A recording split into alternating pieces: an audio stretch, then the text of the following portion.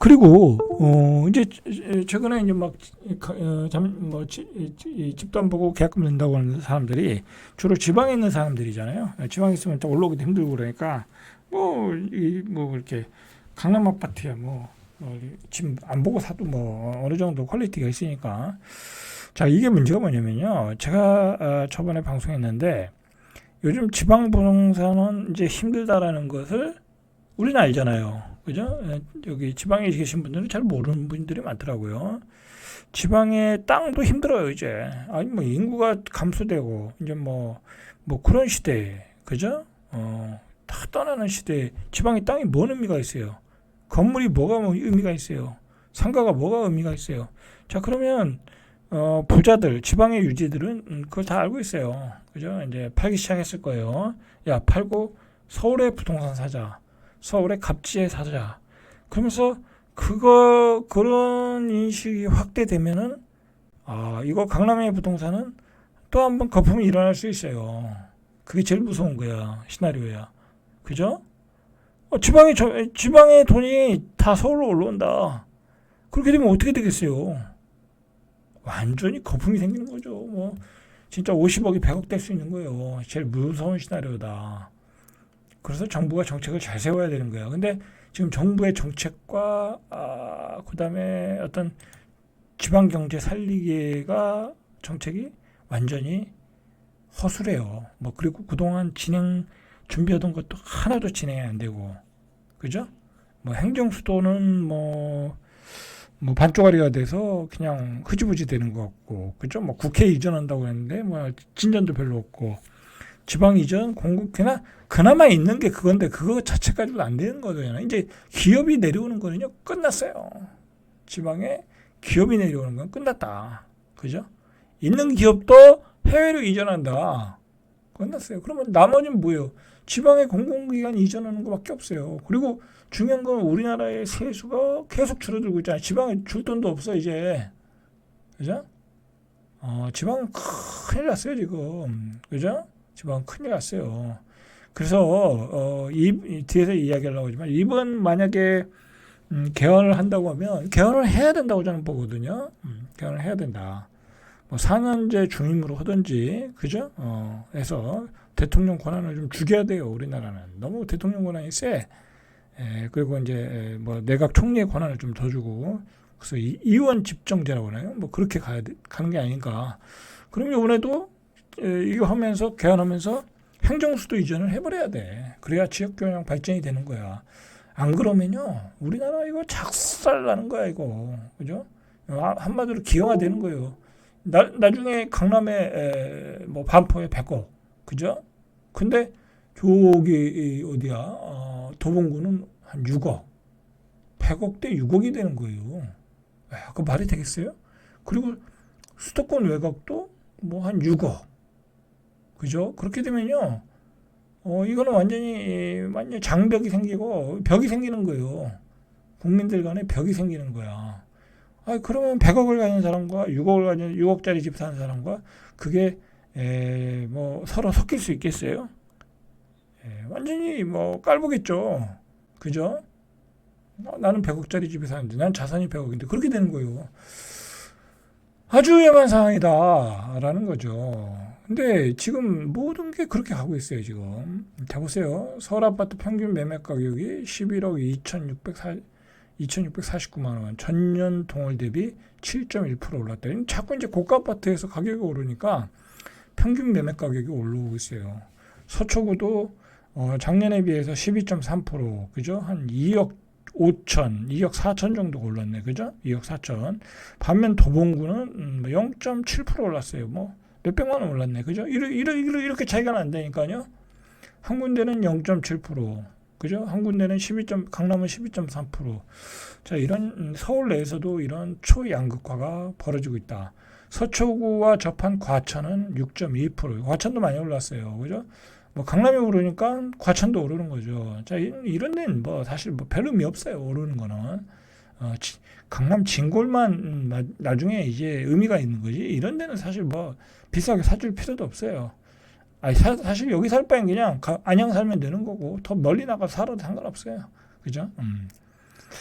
자, 수도권 외곽을 가격을 보세요. 그죠? 평택이 2억 8,725만 원. 이거 뭐 공사비도 안 나오겠네. 그죠? 1.0% 올랐고 오히려 안성 같은 데는 하락했어요. 지방도 하락했겠죠? 그죠? 자, 이렇게 편차가 생기고 있다. 자, 이 똘똘한 한 채, 그 다음에 초양극화의 원인을 준 건 문재인 좌파 정부예요. 그죠? 2017년 8일 대책. 이 문재인 정부가 왜 욕을 먹냐면 이 부동산 규제를 너무 막 남발했어. 그죠? 부동산 정책에 대해서 완전히 초보 수준이었어. 그러니까 이 부동산가 급등하고 너무 양극화가 벌어진 원인을 처음에 문재인 정부에서 찾는 거야. 우리 젊은이들이. 그죠? 자, 그래서 좌파 정부 밀어줬더니 씨발 개떡이네 이거 뭐 그러면서 이번에는 반응이 별로 미적지근한 거예요. 그죠? 니네들 또 밀어줘봤자 우리만 털린다. 그렇게 된 거예요. 그죠? 물론 이제 문재인 정부만 다 문제가 있는 건 아니죠. 윤석열 정부도 분명히 문제가 있었어요. 부동산 정책에. 그 뒤에 얘기를 해줘. 이 사람들이 좌파 정부가 판을 깔아줬고요. 이런 똘똘한 채를. 그 다음에 윤석열 정부에서는 막 부자들 세금 감면해 줬잖아요. 막 종부세 감면해 주고 재산세 감면해 주니까 이게 웬 떡이냐고 다들 그냥 똘똘한 채를 몰린 거예요. 그죠? 그동안 집 투기 두 채, 세 채, 네 채 막 했던 사람들이 다 팔아가지고 똘똘한 채로 간 거예요. 그죠? 그렇게 된 거예요. 그게 재테크에 유리하다라고 본 거예요. 그러니까 좌파가 판을 열어주고 판을 만들어주고 우파가 불을 떼는 거예요. 그죠?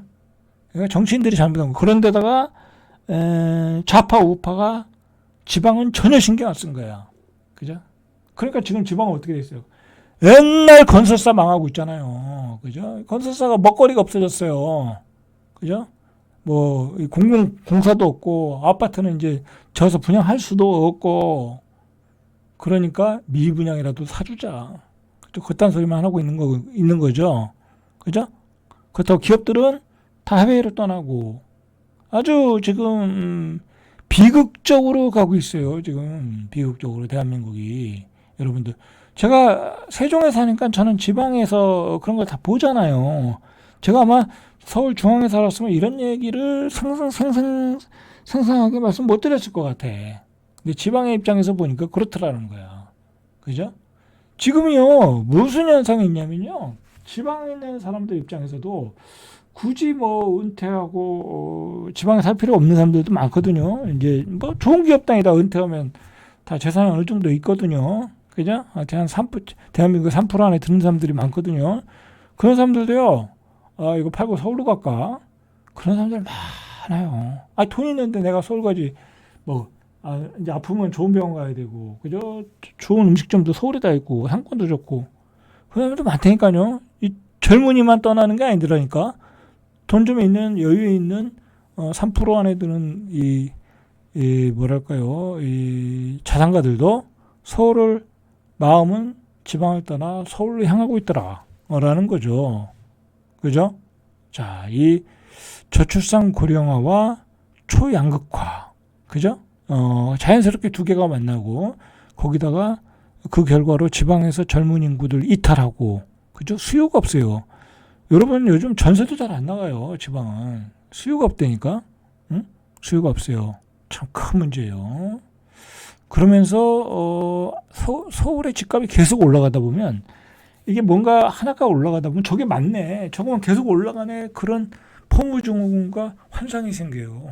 그러니까 강남으로 몰리고 지방의 유지들이 그냥 집도 안 보고 계약금 쏘는 거예요. 그냥 집도 안 보고 땅 팔면 되니까. 예? 지방에 땅 팔면 되니까 지방에 땅이 뭐 그래도 그 팔만한 땅들이 어마어마하게 많아요. 그죠? 그죠? 누가 거기다 오피스텔 짓다든지 건물을 짓다든지 하면 팔면 되잖아요. 그죠? 싸게 팔면 되잖아요. 그래서 서울로 다 떠나고 있더라. 라는 거죠. 그죠? 자, 이렇게 해서 초양극화가 올해 한 해는 뜨거울 것 같다라는 거죠. 자, 윤석열 정부에서 이렇게 세금을 감면해줬고 좌파에서 규제를 만들어줬고, 이 좌파에서 규제라는 게 뭐예요? 이제 지방에 투자를 못하게 하는 거잖아요. 그죠? 다주택자가 문제잖아요. 다주택자 못하게 있잖아요. 중과세 때리죠. 지방에 서울에 두 채 있고 뭐 지방에 한 채 더 살려면 지방에다 12% 8% 12% 취득세를 내야 되는데 누가 그걸 사요? 분양가도 비싼데. 그리고 잘 팔리지도 않고 이제 지방에 집 안 사요. 어떻게 보면 이제 지방에 집을 사도록 뭐랄까요? 이 규제를 풀어줘야 돼. 내가 보기에. 그죠? 그냥 뭐 투기를 하든 말든 그냥 사라고 그래야 될 것 같아. 어쩔 수 없어요. 서울의 집값을 잡으려면 지방을 풀어줘야 돼. 그죠? 자, 그렇게 되면 또 투기꾼만 곡성 부리고 진퇴양난이죠. 자, 그런데 그런 와중에 또 오세훈 시장은 풀어줬어요. 토지거래가. 근데 이거는 뭐 어차피 풀어줘야 될 수밖에 없어요. 이거 안 풀어주면 더 부작용이 나겠더라고요. 어떻게 보면 매도 빨리 맞는다라는 취지에서 풀어준 것 같아요. 그죠? 어쩔 수 없었다.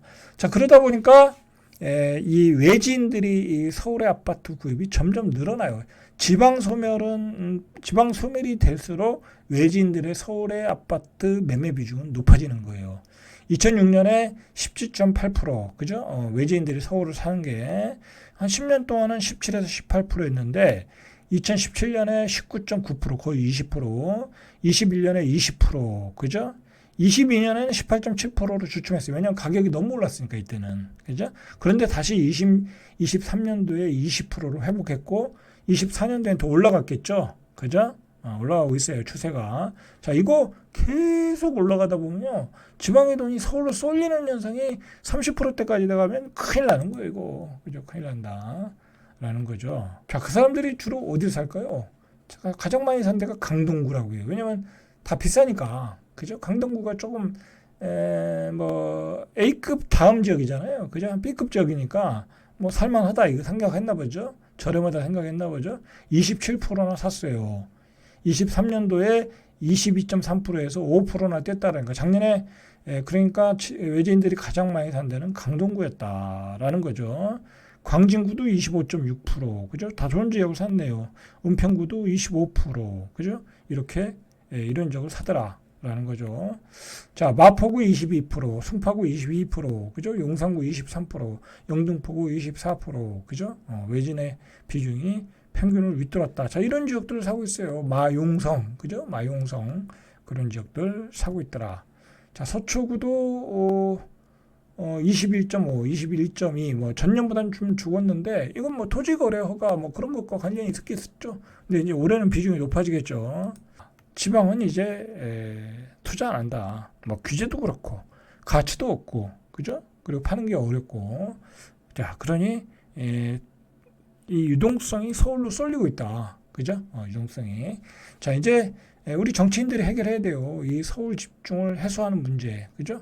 이제 개헌을 해서 국회 대통령 집무실, 그죠? 이전해야죠. 행정수도로 이전하고 2차 공공기관 지방 이전 빨리 해야 되고, 이 정치인들이 나서지 않으면 이 초양극화는 아주 계속 될 수밖에 없어요. 이 자본이 무서운 거거든요. 돈을 쫓아가는 자본이 무서운 거거든요. 정신을 차려야 되겠죠. 자, 절대값TV의 명품 PD 한 PD였습니다.